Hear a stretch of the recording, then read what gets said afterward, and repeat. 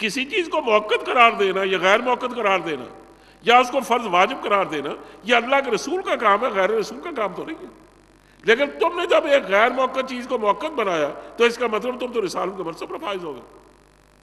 اور فرمایا کہ آئندہ اگر میں نے دیکھا نا کہ تم اس کو کبھی چھوڑتے ہی نہیں ہو اور پابندی سے پڑھتے، میں تمہیں درے لگاؤں گا۔ اندازہ لگائیں ہمارے یہاں کیا نہیں ہوتا۔ یہ جتنے ہم نے مختلف تہواروں میں کوئی طریقے بنا رکھے ہیں، مثلا کو آدمی مرتا ہم تیجے چالیس سے ساتے اور یہ جو کچھ کرتے ہیں، کبھی آپ نے غور کیا کہ کوئی اس کے پیچھے اللہ کے رسول کا ارشاد آپ نے کبھی دیکھا؟ اور چلیے اگر بہت سے بہت آپ پورا زور بھی لگائیں نا گھٹنوں کے بل ہو کر، تو آپ زیادہ اس کو مستحب ہی ثابت کریں گے نا۔ تو جو آدمی مستحب پر عمل نہیں کرتا، کیا اس پر نکیر کرنے کی آپ کو اجازت اسلام دیتا ہے؟ مستحب کی تاکید تو کی نہیں جا سکتی۔ دیکھیے نا، آدمی اگر نفل نہیں پڑھتا، آپ اس کو یہ تو کہہ سکتے ہیں کہ بھئی ہمیشہ نفل نہیں چھوڑنے چاہیے، کبھی کو پڑھ بھی لیا کرو، لیکن وہ اگر بالکل نہیں پڑھتا پھر تو آپ اس پر نکیر کریں۔ لیکن اگر کبھی فرض کریں ظہر کی اسے 10 رکعتیں پڑھی، 11-12 یہ نفل ہے، اس کے بعد 2 نفل وہ اسے نہیں پڑھے، تو آپ کو شریعت اس کی اجازت نہیں دیتی کہ آپ اس پر تنقید کریں۔ اسی کے استحباب پر تنقید نہیں کی جا سکتی۔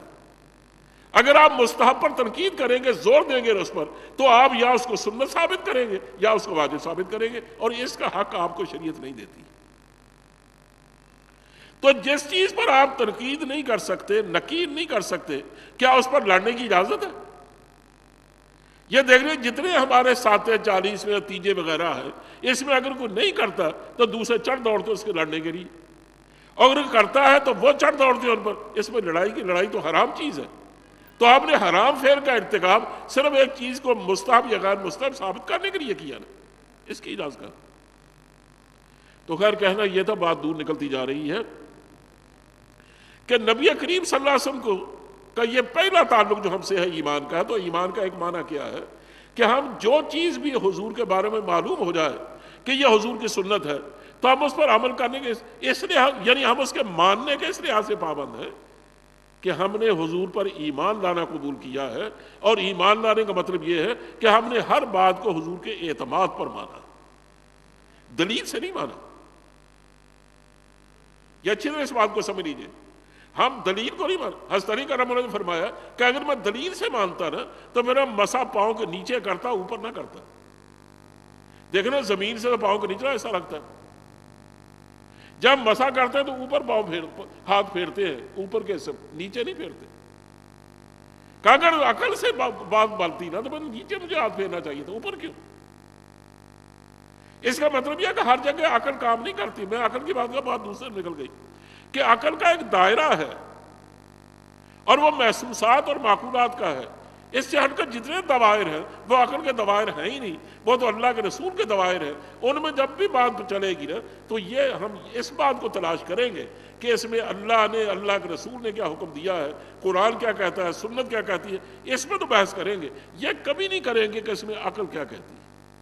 عقل تو بیچاری ہے ہی محدود چیز۔ اقبال نے بالکل ٹھیک اس کی تعبیر کی، وہ کہتا ہے خرد سے راہ رو روشن بسر ہے۔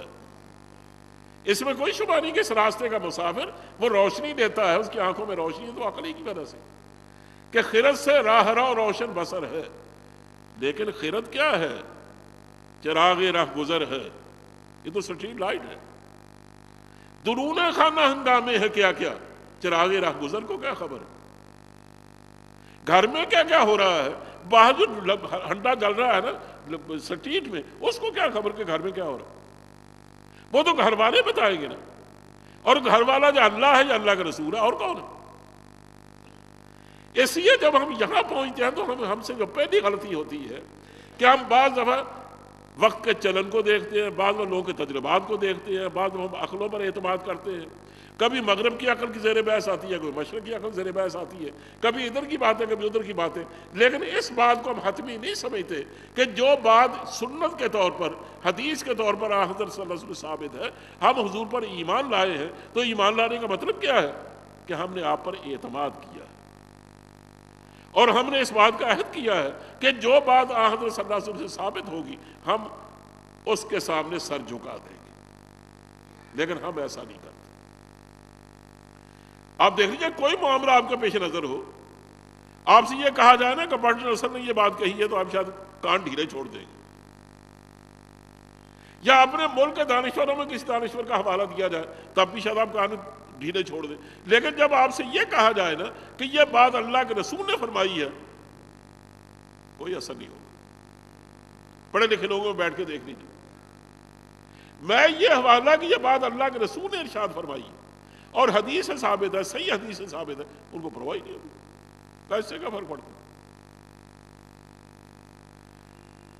مجھے یاد پڑتا ہے کہ پنجاب یونیورسٹی میں ایک دفعہ ایک پروفیسر صاحب نے مجھے، میرے ہمسائے بھی رہتے تھے وہاں قانونی میں، تو اللہ کو پیارے ہو گئے، نام میں اس لیے لینا پسند نہیں کرتا، دین تھے ماشاءاللہ، گھر میں انہوں نے کتا پال رکھا تھا بڑا خاصا بڑا، باہر میں سیر کے نکلا تو باہر مجھے مل گیا، کہنے کہ یہ مولویوں نے کیا اس طرح کی باتیں بنا رکھی ہیں کہ جہاں کتا ہوتا وہاں فرشتہ نہیں آتا۔ کہنے کہ پھر ہم لوگوں کو تو مزے ہی مزے ہیں، نہ فرشتہ آئے نہ ہماری کو جان نکالے، یعنی فرشتہ آئے گا تو جان نکالے گا نا، اور گھر میں فرشتہ جو ہم نے پکا جو باندھ رکھا ہے گھر میں کتا، تو فرشتے کو تو آنے نہیں دے گا، تو ہمارے تو مزے ہی مزے۔ میں نے کہا ڈاکٹر صاحب ایسے بھی کوئی مزے نہیں ہیں آپ کے، آخر کتوں کے بھی تو جان نکالتے ہیں نا، وہ آ جائیں گے، ہماری تو وہ نکالیں گے نا جو ہماری نکالتے ہیں، تو آپ کی وہ نکالیں جو کتوں کی نکالتے۔ ان کو ہر سے بڑی تکلیف ہوئی، جگہ جگہ انہیں شکایت کی کہ دیکھو انہوں نے میرا کوئی لحاظ نہیں کیا، کچھ 6 ماہ تک انہیں مجھ سے بات کرنا پسند نہیں کی، بڑا غصہ آیا۔ پہلے اس بات کو سمجھ لیجئے کہ حضور کا یہ ارشاد نہیں ہے کہ جہاں کتا ہو وہاں نہیں فرشتہ نہیں، بلکہ یہ ہے وہاں فرشتہ نہیں ہے، بلکہ وہاں رحمت کا فرشتہ نہیں آتا، یہ اصل میں ارشاد۔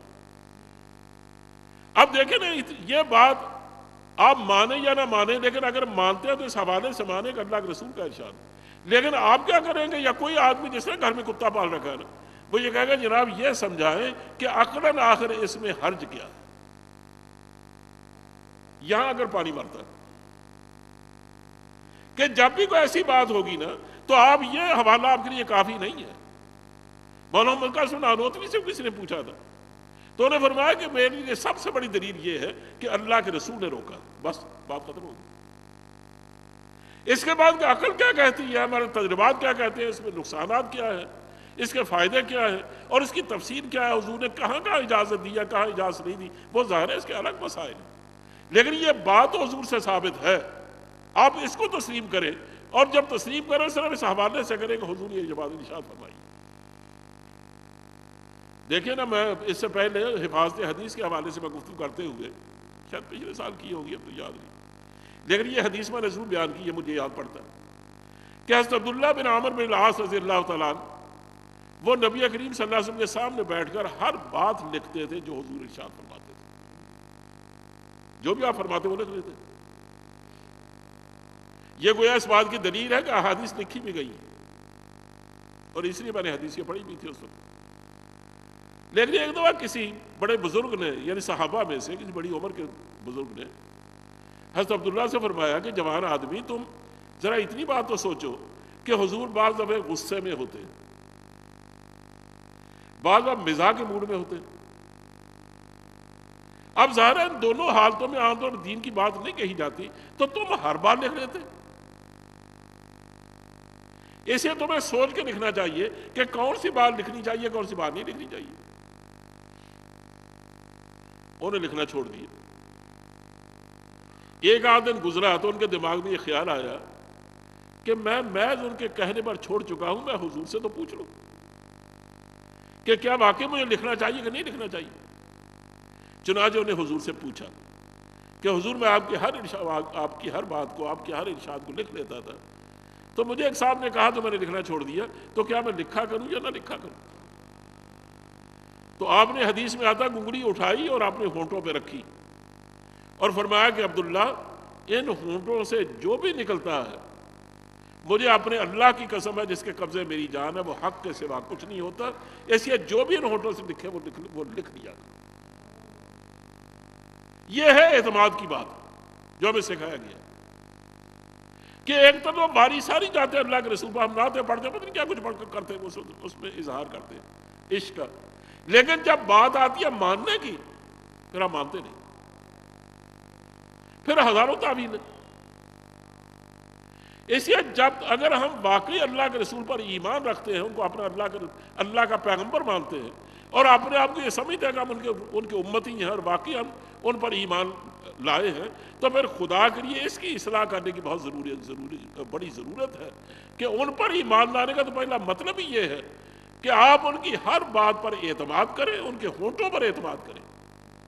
آپ یہ سمجھ لیں کہ کوئی آدمی یہ کہے نا کہ کل کو سورج نہیں نکلے گا، بے شک مان لیجیے۔ کوئی یہ کہے کہ ندی کے دو پارٹ آپس میں مل گئے ہیں، تو بے شک مان لیجیے۔ کوئی یہ کہے کہ دن کو اندھیرا اور رات کو اجالا ہوگا، تو بے شک مان لیجیے۔ کوئی یہ کہے کہ تاریخ کے دو باب آپس میں خلط ملط ہوگا، تو بے شک تسلیم کر لیجیے اسے۔ حالانکہ یہ نہیں ماننے کی بات ہے، لیکن اس کو بے شک آپ تسلیم کر لیں۔ لیکن جب تک آپ اپنے آپ کو مومن کہتے ہیں، خدا کے لیے اس بات کا کبھی تصور بھی نہ کیجئے کہ حضور کی کوئی بات غلط بھی ہو سکتی ہے۔ حضور کی کوئی بات غلط نہیں۔ اس لیے کہ دنیا میں ایک ہی تو آیا ہے اللہ کے بعد جو کبھی غلط بیانی نہیں کرتا، اور اس کی زبان سے کبھی غلط بات ہی نہیں کرتا۔ اس پر جو وحی اتاری گئی، جو علم اتارا گیا، اس میں کسی شک و شبہ کی بنیاد نہیں، کوئی واہمہ بھی نہیں۔ وہ یعنی جو اترا ہے اس پر وہ بھی بالکل صحیح، اور جو اس کی زبان سے نکلا ہے وہ بھی بالکل صحیح۔ تو پھر ہم اس ایک آئیڈیل کو، اس کو تو ایک طرف رکھ دیں، اور جو لوگ ظاہر ہے کہ اس معیار پر پورے نہیں اترتے، ان کی باتوں کو ہم تسلیم کرنا شروع کر دیں، تو اس سے بڑی بے ایمانی اور کیا ہوگی۔ لیکن عجیب بات یہ کہ یہ بے ایمانی کرتے ہوئے بھی ہم اپنے آپ کو آپ کا امتی کہتے ہیں اور آپ کا مومن کہتے ہیں۔ دوسری بات میں نے عرض کی تھی کہ ہمارا آمنہ بہی کا معنی ہوتا ہے ایقنہ بہی۔ اس کا معنی یہ ہے کہ حضور پر ایمان لانے کا مطلب یہ ہے کہ صرف یہ نہیں کہ آپ پر اعتماد کرتے ہوئے آپ کی ہر بات کو صحیح سمجھیں، بلکہ صحیح دماغ سے نہیں، دل کے یقین سے سمجھیں۔